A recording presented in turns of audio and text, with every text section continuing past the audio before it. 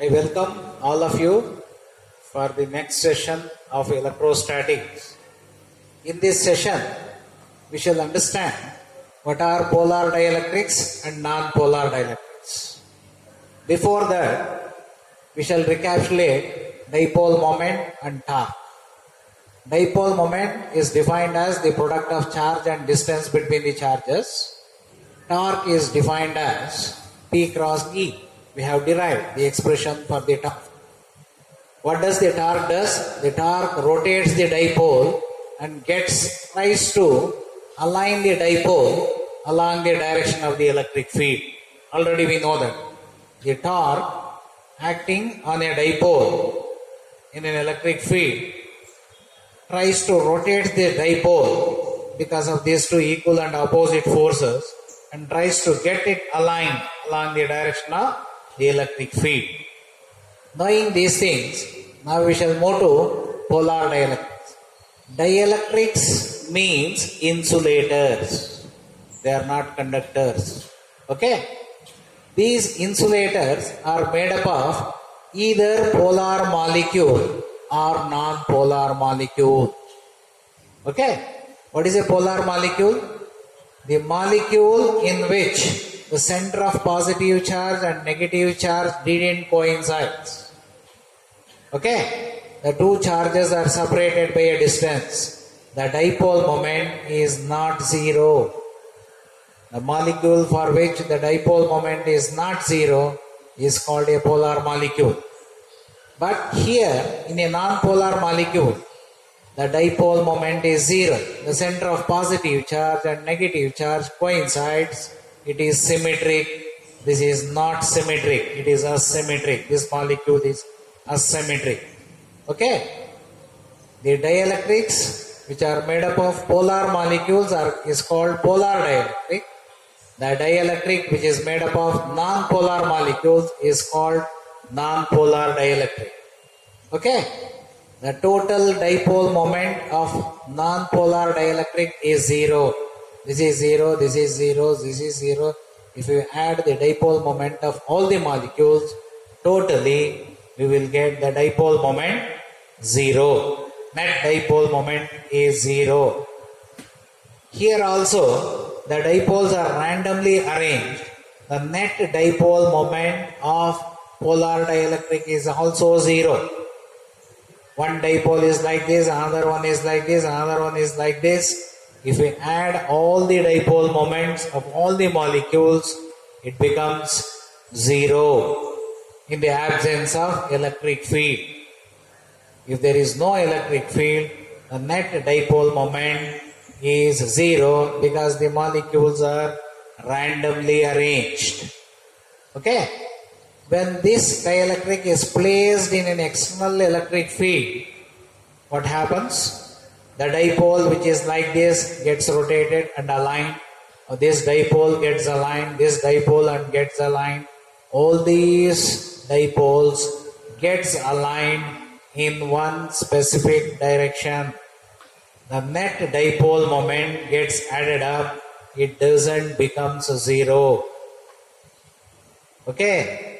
Yes. Now, you see. So what is the effect of electric field on the dielectric? It aligns all the dipoles in a specific direction. The net dipole moment doesn't become zero. This alignment of dipoles in a specific direction is called dielectric polarization. Okay? Getting polarized means aligning in specific direction. Okay? When a dielectric is placed in an external electric field, the dipoles are aligned in specific direction. Okay? Now, when a non-polar dielectric is placed in an external electric field, what happens? What happens? Okay? This positive charge is pushed towards this. This negative charge is pulled towards this. Therefore, this symmetric molecule becomes asymmetric the dipoles are created and gets aligned in specific direction. As a result, the net dipole moment doesn't becomes zero. Okay? When a non-polar dielectric is placed in an external electric field, the dipoles are induced or created and gets aligned in specific direction. The net dipole moment of this dielectric is not zero. This is the effect of electric field on non-polar dielectrics and polar dielectrics. The example for non-polar dielectrics is H2O, carbon monoxide, sodium chloride, NaOH. These are all polar dielectrics. H2, O2, N2, CO2 are non-polar dielectrics. Okay? Yes. Now, if we increase the strength of the electric field further, what happens? Please think. If this electric field is increased, then the charge increases. What happens? The dipole stretches. The dipole moment of each molecule increases. The net dipole moment increases. If you still further increase the applied electric field, the dipole moment further stretches. If we still increase the electric field further, what happens? These electrons, the negatively charged electrons, starts stripping. These things start stripping towards this side. These things start stripping towards this side. The dipole breaks. Okay? That maximum applied electric field, the dielectric can tolerate, is called dielectric strength. Okay? This happens during lightning. So, the dielectric breakdown takes place. Okay? The dielectric breakdown means when the applied electric field further increases, the dipoles stretches at one fine electric field, applied electric field, the dipole breaks. The electrons start stripping from one dipole to the next dipole. That maximum applied electric field a dielectric can tolerate is called dielectric strength. That is called dielectric breakdown. That after that electric field, it won't be a dielectric, cannot tolerate, it won't be a dielectric. That is the concept of dielectric strength and dielectric breakdown, polar and non-polar dielectrics. After this, okay, now we shall move to capacitance of a capacitor. Okay. So what is the meaning of the word capacity or capacitance? When charges are given to a conductor, this is a spherical shell. Spherical shell means a conducting ball. If I give a charge, it will stay somewhere. If I give another charge, they will stay in opposite direction. If I give one more, they will be of equilateral triangle shape. Symmetrically, charges will be distributed. As a result, we know that potential of the spherical conductor is given by V equals 1 by 4 by epsilon into Q by R, radius of the conductor. This is R. As the charges increases, potential Q is directly proportional to V. If it goes on increasing the charge, amount of charge on the conductor, the electric potential of the conductor also increases. Okay? Then, if we increase the charge further, what happens? The mutual repulsion between positive charge and positive charge, like charges takes place. Because of that mutual repulsion between the charges, what happens? The charges starts to leak to the surrounding after one point stage. Therefore, what does it says? A conductor has certain capacity to hold the charges. It has certain capacity, like a bucket can fill certain amount of water. In the similar fashion, a conductor can hold certain amount of charges on it. The ability of a conductor to hold the charges is called capacity or capacitance of the conductor. Okay? So when charges, more and more charges are given to a conductor, the potential increases. If we increase the proportionality constant, that C is called capacitance. Capacitance of the conductor. That C is defined as the ratio of charge to its potential. The SI unit of capacitance is farad. 1 farad equals 1 coulomb divided by 1 volt. Okay. Define 1 farad. 1 farad. The capacity of a conductor is said to be 1 farad. If the addition of 1 coulomb of charge increases its potential by 1 volt. This is the relation between farad, coulomb and volt. Capacity of a conductor is defined as the ratio of charge to its electric potential. This is the relation between charge, capacity and electric potential. Okay? Now, so our aim is to store more and more charges over conductors.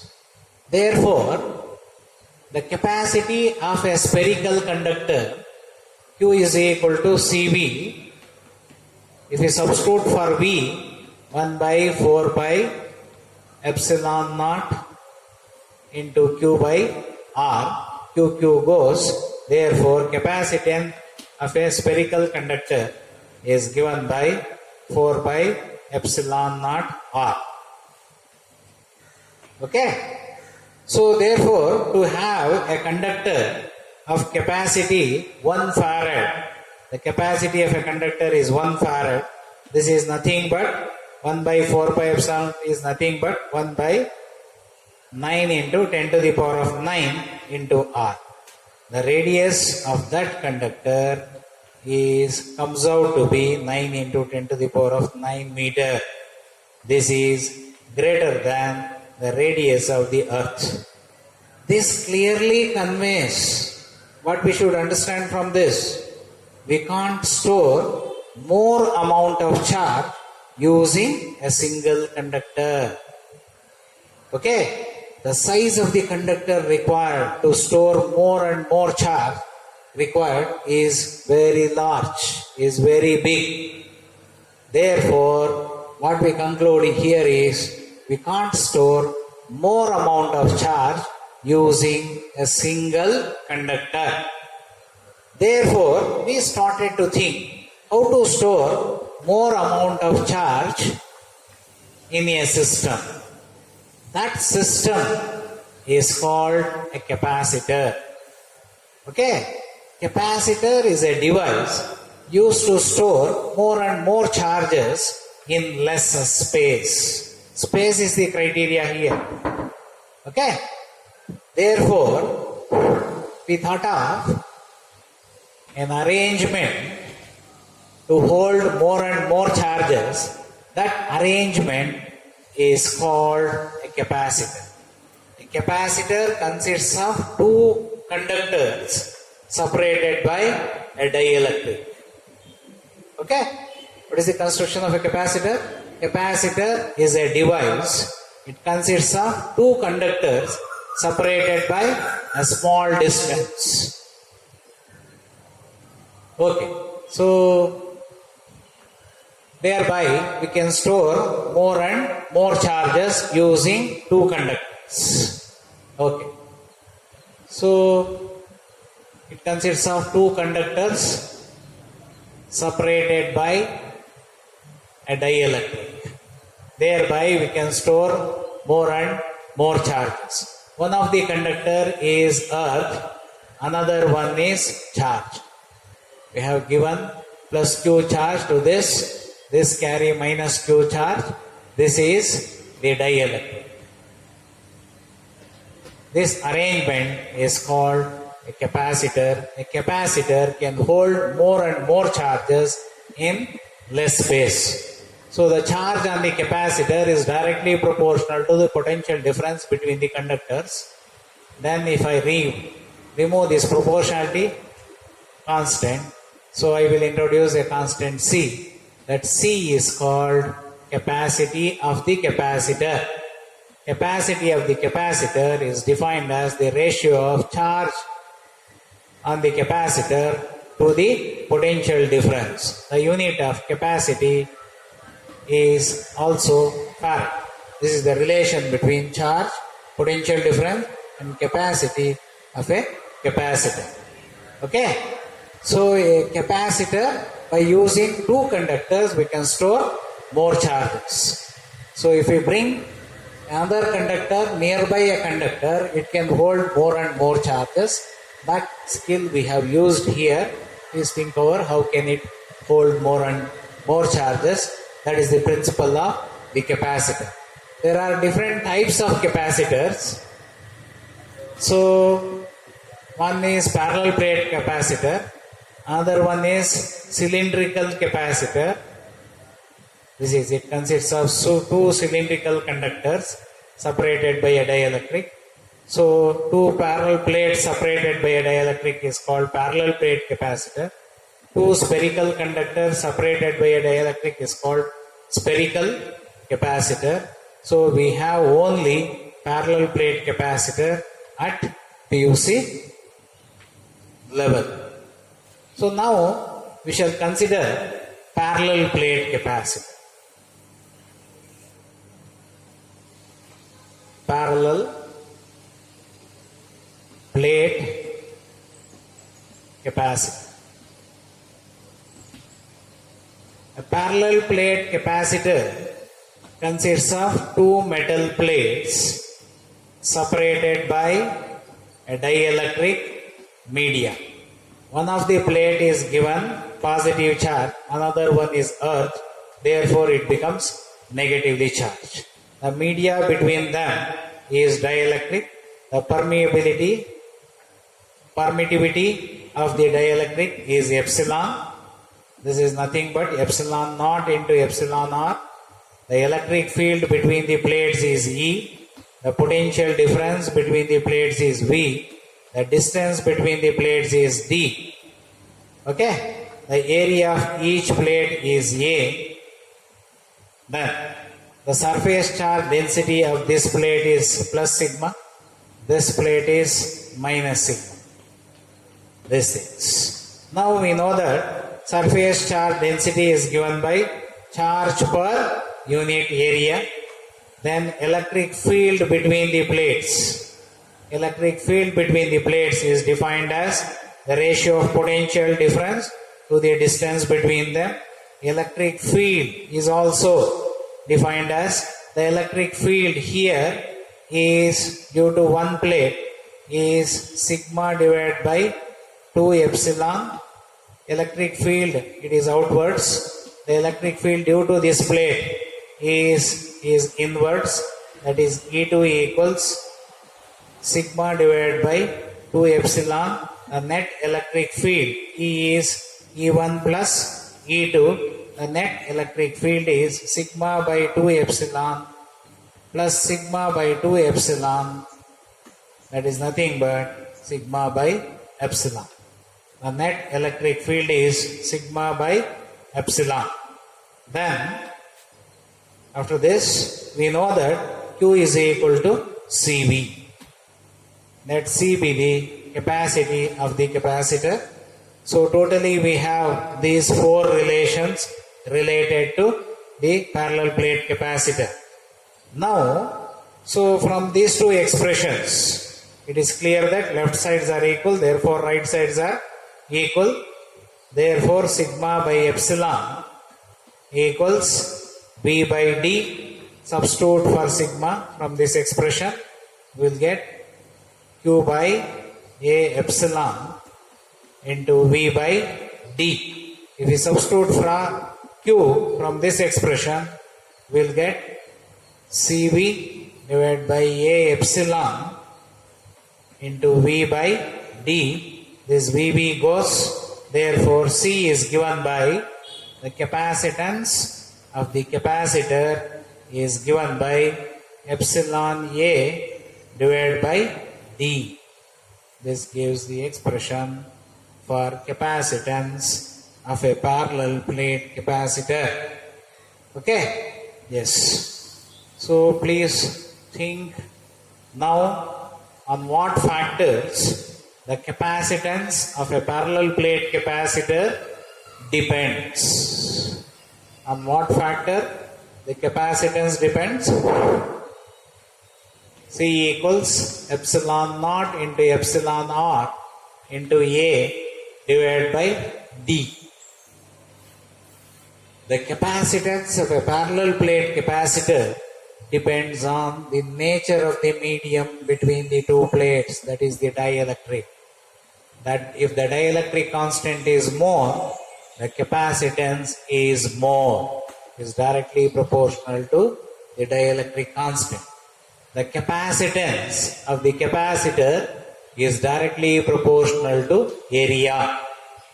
If the area of the plate is more, the capacity of the capacitor is also more. The capacitance is inversely proportional to separation between the two plates. If the distance is very less, capacitance is more. Therefore, we can increase the capacitance based on these three factors. Okay? So this gives an expression for capacity of a parallel plate capacitor. If we take air as the medium, air is a dielectric. The capacity of the air capacitor is given by epsilon naught A divided by D. Okay? If we take any medium, the capacity is given by epsilon naught into epsilon R A divided by D. Then, if we divide one by the other, C medium divided by C air, that goes, AA goes, DD goes, we are left with epsilon R or dielectric constant. The dielectric constant of a medium is also defined as the ratio of capacitance of the capacitor with the medium as the dielectric to the capacitance of the capacitor, identical capacitor with air as dielectric. So this is how we can define dielectric constant. Okay? So with this, I will conclude this session. In the next session, we shall go for parallel and series connection of capacitors. Lastly, the symbol of a capacitor is this. Capacitor is represented by the symbol this. So this is the symbol of a cell. So the two lines should be equal and parallel. But here, this represents a capacitor. This represents a battery or a cell. The bigger line represents anode. The smaller line represents cathode. You should take care of this difference. Okay? This is the symbol of a capacitor. Thank you. Yes. Next, after parallel plate capacitor, next we shall move to combination of capacitors. To understand combination of capacitors, What is the meaning of combination? Using two or more capacitors in a circuit, in a place, is called combination. If I want to use 2, 3, 4, 5 capacitors, I want to combine them. So I can combine them in two ways. One is series connection, other one is parallel connection. So before that, we shall understand the meaning of the word effective or equivalent capacitor or capacitance. So if I use 2, 3 capacitors, they will store charges, some amount of charge in any combination, in any connection. A single capacitor stores the same amount of charge as that of a set of capacitors. Okay? If I use 10 capacitors store certain amount of charge. The same effect, the same work can be done using a single capacitor. Okay? A single capacitor which produces the same effect as that of a set of capacitors is called effective capacitor or equivalent capacitor. These two capacitors does some effect. The same effect can be done by a single capacitor. These two capacitors does some effect, store some charge. The same thing can be done by a single capacitor. It is something like a resultant force. That is equivalent force. The same thing is used. Effective or equivalent means a single, 100 rupee note produces the same effect as that of 250 rupees note. That 100 rupee note is called effective. That single note.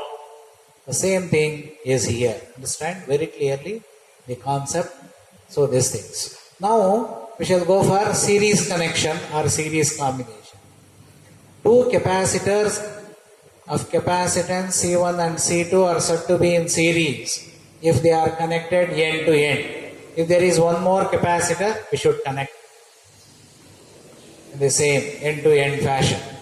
So this way of connection is called series connection. If the two capacitors are connected between the same 2 points, like this, they are said to be in parallel connection.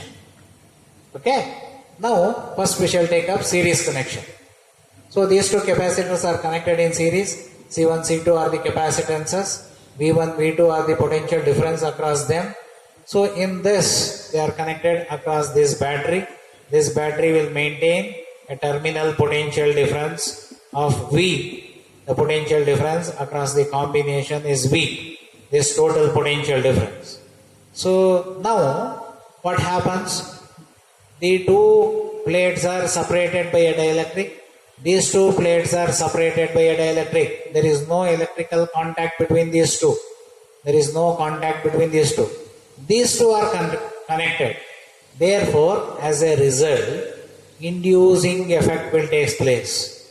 These negative charges will push these negative charges to this side. Therefore, this plate will become negatively charged. This plate will become positively charged. These two are induced positive and negative charges on these two plates. Okay? These negative charges push these negative charges towards this side. As a result, this plate will become positive charge. This plate will become negative charge.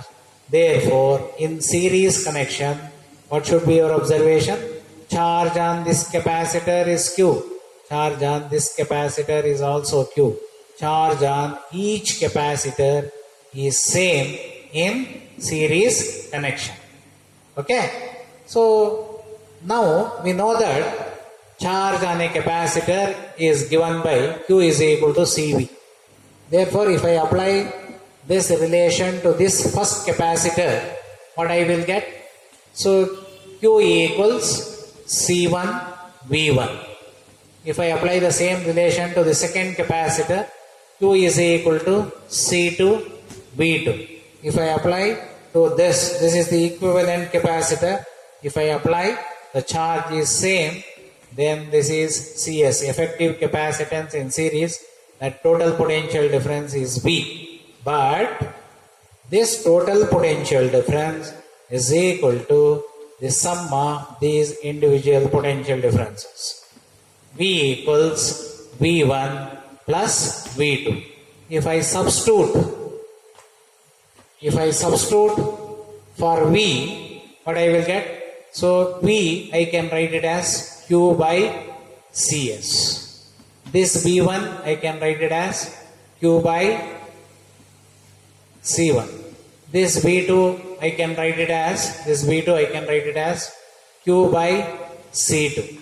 If I take Q as the common factor, I can write this as Q into 1 by C1 plus 1 by C2. This QQ goes. The effective capacitance in series is given by 1 by CS equals 1 by C1 plus 1 by C2. If there are 3 capacitors, I will get, so 1 by CS equals 1 by C1, 1 by C2 plus 1 by C3. If there are n capacitors, that is given by 1 by Cn. So therefore, this is the expression for the effective capacitance when capacitors are connected in series. Similarly, when they are connected in parallel, capacitors are said to be in parallel if they are connected between the same 2 points. All capacitors are connected between the same 2 points. Therefore, the potential difference in parallel combination remains the same. For this capacitor, potential difference is V. For this, it is V. For this is also V. So this will store charge Q1. This will store charge Q2. So the capacitances are C1 and C2. The effective capacitance is Cp.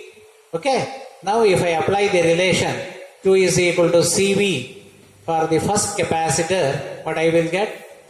Q1 equals C1 V. Q2 equals C2 V. This Q equals Cp V.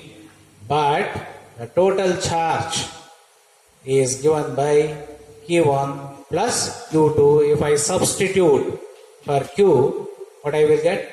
Q is equal to CPV equals C1 V plus C2 V. See, V is the common factor. Therefore, Cp equals C1 plus C2. This is the expression for effective capacitance when 2 capacitors are connected in parallel. If there are 3 capacitors, Cp equals C1 plus C2 plus C3. If there are n capacitors, C2, C3. If there are n capacitors, it is Cn. So observe properly. Here they are added in the reciprocal form. They are directly added. So these two are the expression for the effective capacitance of a set of capacitors in series and in parallel. So these derivations will be asked in the examination. We know that if we connect 2 capacitors in parallel, the effective capacitance will be more than the individual capacitances. But here Cs is less than C1 or C2 or C3 is less than the lesser of the individual capacitors. So while solving problems, you will come to know. So learn these 2 derivations very clearly because they are very important for the sake of our future study. This completes. So whatever the electrostatics we have at second PUC, in the next session we shall review, we shall revise the whole electrostatics, electric field and electrostatics very clearly. Please go through all the sessions, read the notes, come prepared. Thank you.